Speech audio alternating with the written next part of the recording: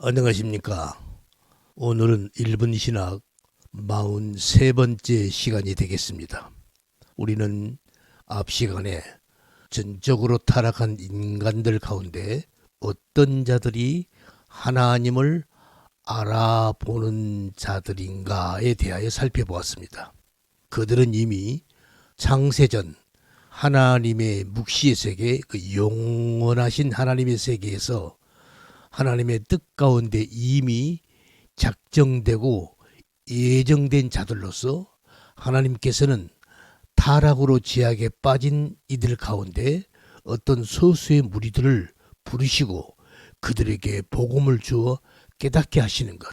그래서 신앙의 삶을 통하여 자신들의 죄악이 어떠한 것이었는지를 알도록 폭로시키시고 그 추악한 죄악 속에서 자신들이 어떻게 구원을 받게 되는가, 그리고 이를 위해서 하나님의 은혜가 어떻게 작용하는가를 보여주시는 것. 바로 그렇게 택함받고 부름받은 자들이 하나님을 알아보게 되고 주님을 알아보게 되고 주님을 영접하게 되는 것이다에 대해서 말씀을 드렸습니다. 그러니까 하나님은 하나님 나라의 완성을 위하여 천지를 창조하시고 하나님 당신의 작정을 이 역사 속에서 펼치시는 것이죠. 그래서 이 역사라는 것은 하나님의 그 영원한 세계, 그 묵시의 세계에서 하나님이 이미 작정하시고 예정하신 것이 과시화되어 나타나는 것이다 라고 말씀드릴 수가 있습니다. 그래서 오늘은 우리 성도가 언제 어떻게 구원을 받게 되는가에 대해서 좀 더 자세하게 살펴보고자 합니다. 자, 그러면은 우리 성도는 언제 어떻게 구원을 받게 되었는가? 그것은 방금 말씀드린 바와 같이 창세전, 그러니까 시간이 창조되기 전에 예수 그리스도 안에서 하나님의 백성들이 이미 선택이 되어진 것이죠. 그러니까 우리가 성도가 하나님을 선택하고 하나님을 믿는 게 아니라 하나님이 나를 선택하시고 하나님이 우리를 선택하셔서 우리로 하여금 하나님을 믿도록 하신 것이죠. 왜? 하나님은 우리를 그렇게 사랑하셔서 그리고 우리를 거룩하고 흠이 없게 하시라고. 왜요? 그래서 함께 사시려고요. 그렇게 성도는 하나님에 의해 하나님의 자녀들이 되어진 자들인 것입니다. 이것이 에베소서 1장 4절의 말씀입니다. 제가 한번 읽겠습니다. 곧 창세전에 그리스도 안에서 우리를 택하사 우리를 사랑 안에서 그 앞에 거룩하고 흠이 없게 하시려고 그 기쁘신 뜻대로 우리를 예정하사 예수 그리스도로 말미암아 자기의 아들들이 되게 하셨으니, 바로 이 말씀입니다. 그래서 우리는 하나님의 은혜로 구원을 받은 것입니다. 다시 말해서 우리의 노력이나 우리의 선택, 우리의 열심으로 된 것이 아니라는 것이죠. 그건 하나님께서 우리로 자랑하지 못하게 하시려고 그러시는 것입니다. 그래서 우리의 믿음은, 우리의 구원은 나의 행위가 아니라 하나님이 주신 선물이라고 사도 바울은 말씀하고 있습니다. 에베소서 2장의 8절 이하의 말씀에 잘 설명이 되어 있습니다. 제가 한번 읽겠습니다. 너희가 그 은혜를 인하여 믿음으로 말미암아 구원을 얻었나니 이것이 너희에게서 난 것이 아니요 하나님의 선물이라. 행위에서 난 것이 아니니 이는 누구든지 자랑치 못하게 하려 함이라. 바로 이 말씀입니다. 만일요 하나님이 마련해 놓으신 구원을 우리 인간이, 우리 성도가 내가 스스로 선택하고 내가 노력하고 잘 믿어서 우리가 구원에 이르게 된다라면, 그러면 우리의 자랑이 있을 수가 있죠. 그러면 어떻게 되겠습니까? 천국에서 서로 자기 자랑하느라고 어떤 일이 벌어지겠습니까? 그래서 하나님은 처음부터 끝까지 하나님의 은혜로, 그 은혜로 우리에게 믿음도 주시고 구원도 주신 것입니다.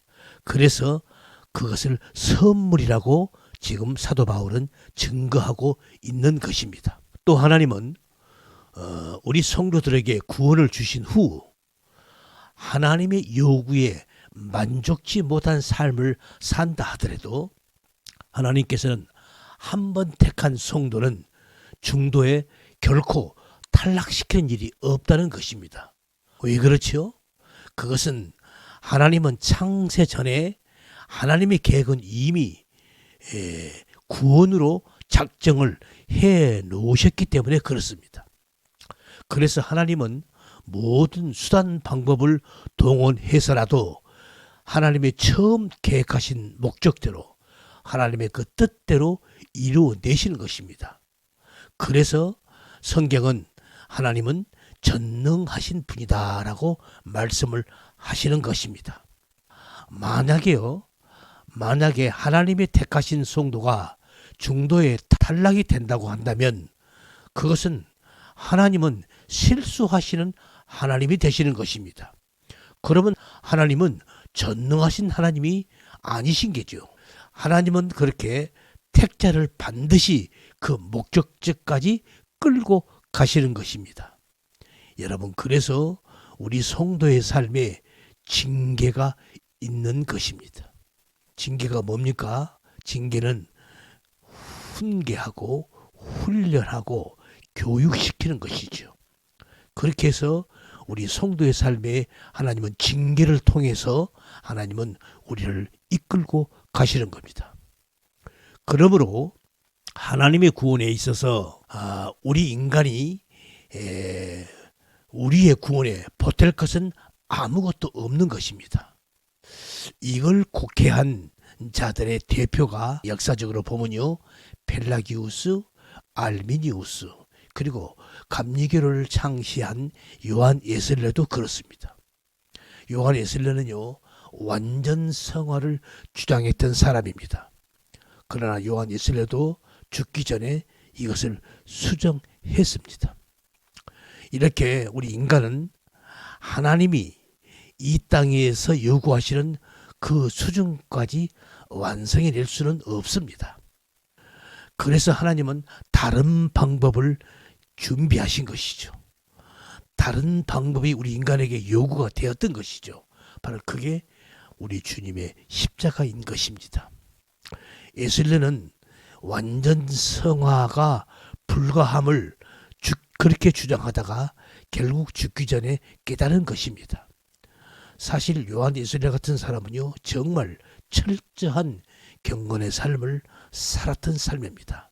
기록을 보면요, 요한 예술레는 일어나자마자 2시간 기도하고 하루 종일 전도하고 설교하고 공부하는데 온 전력을 다했던 사람입니다. 24시간 중에요, 잠은 4시간 뿐이었고요. 심지어는 신문, 잡지, 오락 이런 것은 전혀 하지 않았다고 그럽니다. 그러나 결국에는 그렇게 최선을 다해서 노력을 했지만 자신의 힘으로는 절대 구원에 이를 수 없다는 것을 깨달은 것입니다. 그래서 우리의 복음은 굿니우스인 것이죠. 그래서 우리의 복음을 기쁨의 소식이라고 그러는 것입니다. 우리는 그렇게 하나님의 은혜로 구원을 받게 된 것입니다. 오늘은 여기까지 하겠습니다. 수고하셨습니다. 감사합니다.